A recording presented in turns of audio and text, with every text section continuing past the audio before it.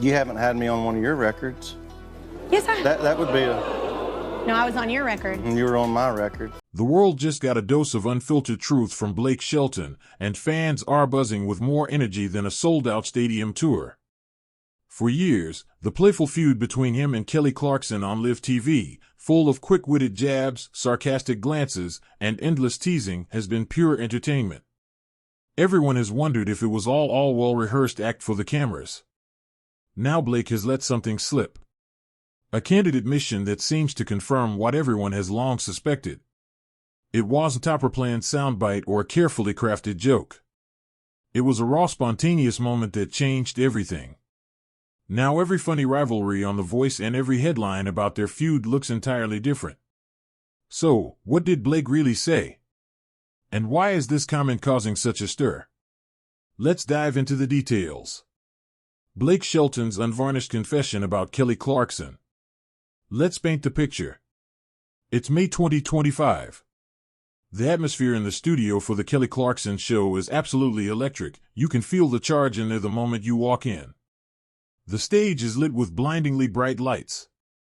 Cameras are positioned to capture every angle and the audience is humming with anticipation, rustling their programs and chattering excitedly with neighbors. Then she appears, Kelly. She steps out in a stunning electric blue power suit, looking every inch the con she is.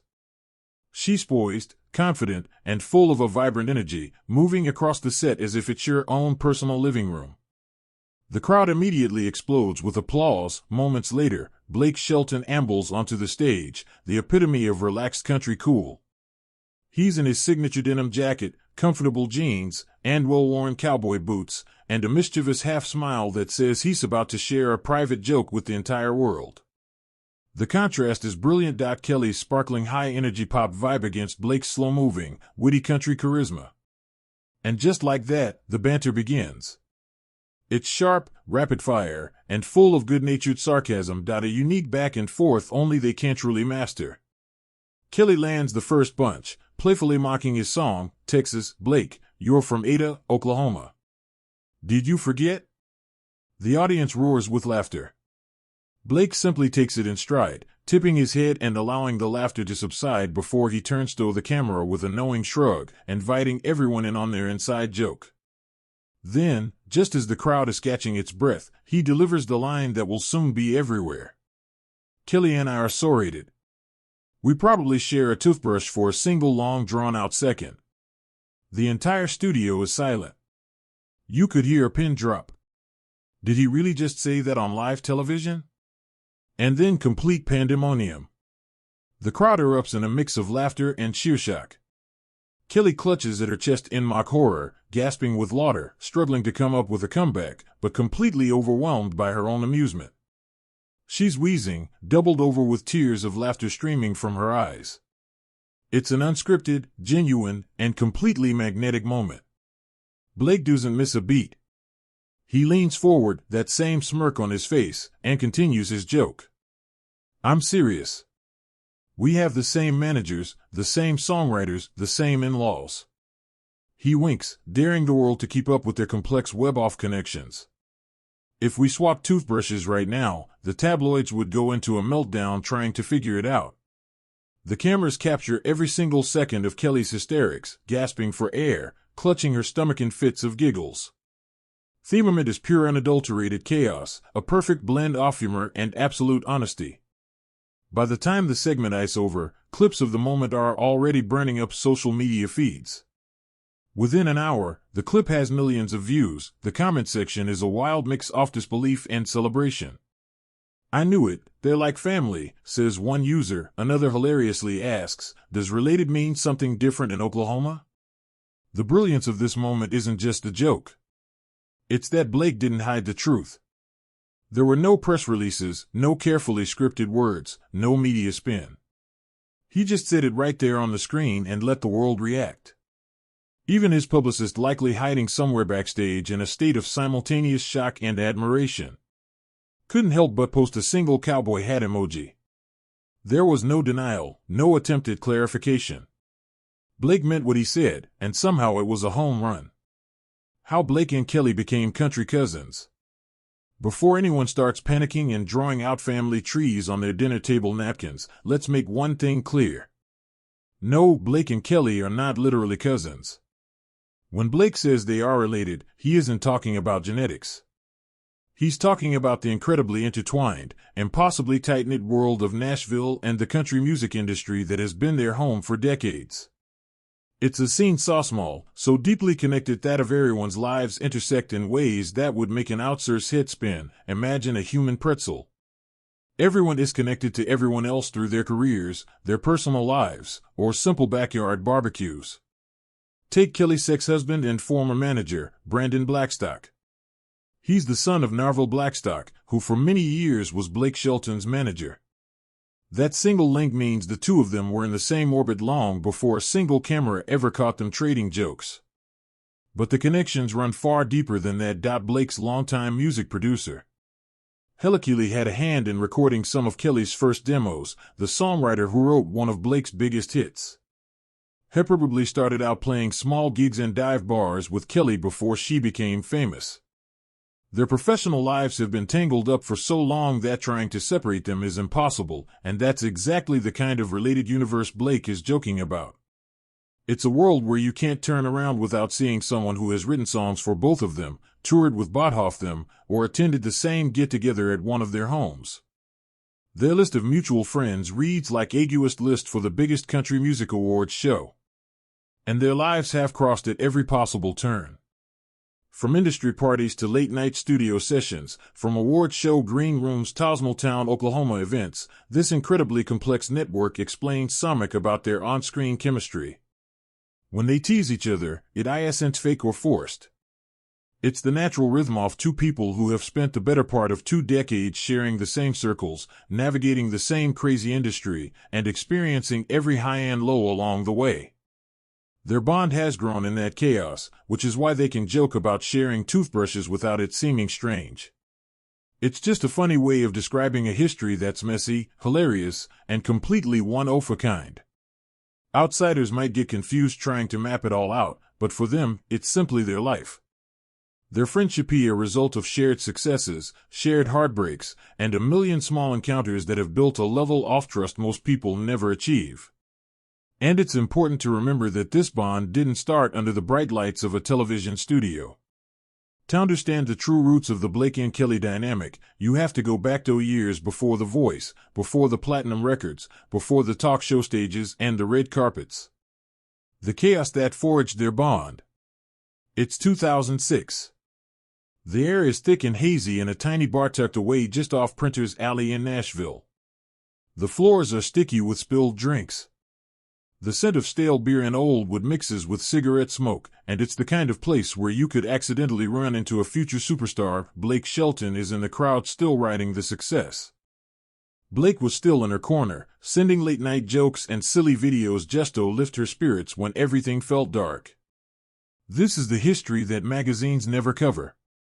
People see their rivalry on The Voice, the teasing, the jokes, the eye rolls, but they don't see the decade-plus of shared experiences, the laughter, the heartbreak, the midnight phone calls, and the quiet support. It's a bond forged in the grind. A shared understanding that surviving this world requires more than talent. It requires someone who truly gets it. The most controversial things Kelly Clarkson has ever done. Blake Shelton's public image is all about cowboy charm. A teasing smile and easygoing humor. Kelly Clarkson, she's fire. Straight-talking, unapologetic honesty.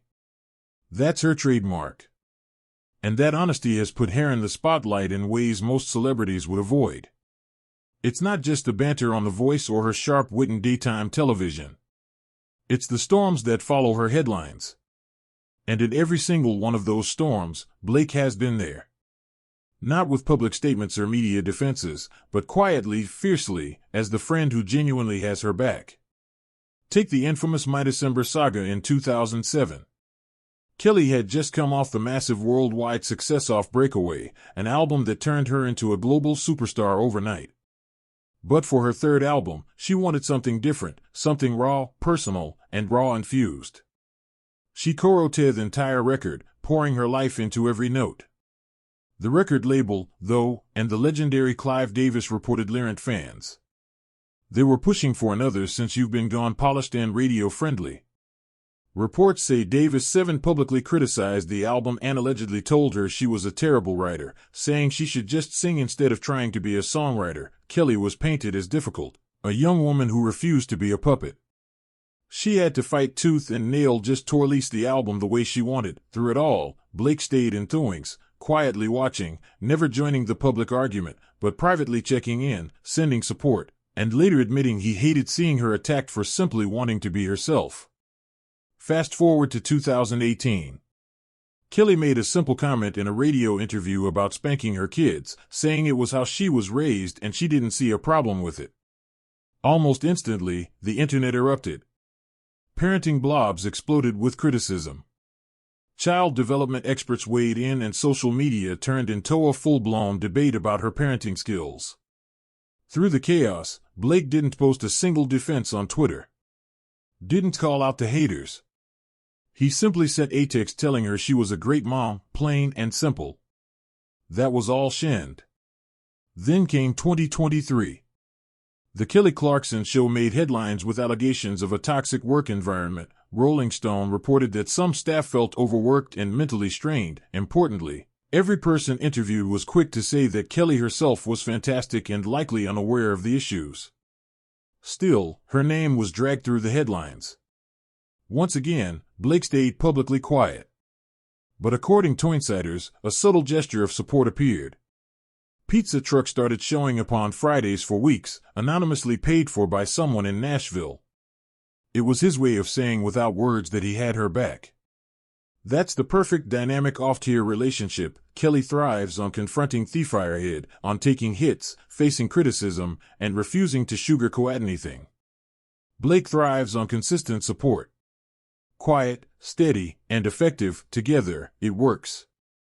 He knows exactly when to laugh with her, when to roast her on camera, and when to stay in the background, letting her face the world while he quietly makes sure she's never alone.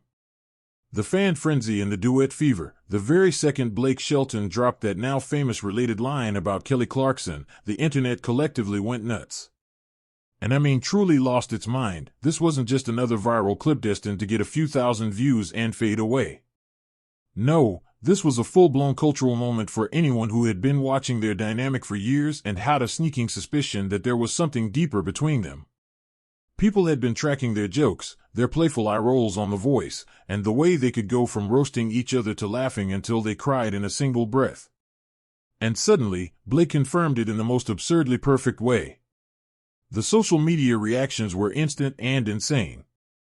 Twitter was flooded with reactions from hysterical to downright analytical. One fan perfectly captured the vibe by calling them basically Chandler and Joey, but with cowboy hats and better singing. Another internet detective went full CSI, posting a split-screen image of Blake's iconic 90s mullet next to Kelly's streaky highlights from her American Idol days in 2002. Caption-related icons since dial-up. On Instagram, the polls were nonstop. Every story asked the same question: what are they? Siblings or soulmates? And the public's answer was loud and clear. A staggering 73% went with siblings, a sign that fans not only embraced the joke, but felt like they'd finally cracked the code of the Blake and Kelly universe. TikTok always turned the volume up to 11. Users immediately grabbed the audio clip of Blake's comment and ran with it. Stitches, duets, and reenactments flooded the platform. Thousands of people mimicking funny office romances, awkward family dinners, and hilariously tangled professional connections. One viral stitch started with the text, POV, your work bestie is also your cousin's ex-neighbor's former boss. Perfectly capturing the absurd interconnected chaos Blake was joking about. Even Kelly's mom, Jean, got an auntie fun, dropping 3 crying, laughing emojis under a clip of the interview. A quiet, powerful stamp of approval. But the fan reaction didn't stop at laughter. It quickly turned into action. Right after Blake's line, Kelly, still wiping tears from her eyes, leaned into the microphone and challenged him. If they were so related, he needed to get an song with her. Blake never wanted to back down from a good joke. Shot back that he would, but only if he got to yodel. That single exchange lit a fire. Within minutes, the hashtag a yodel with Kelly was trending across Twitter, Instagram, and TikTok. Fans, now armed with a name for their favorite duo, launched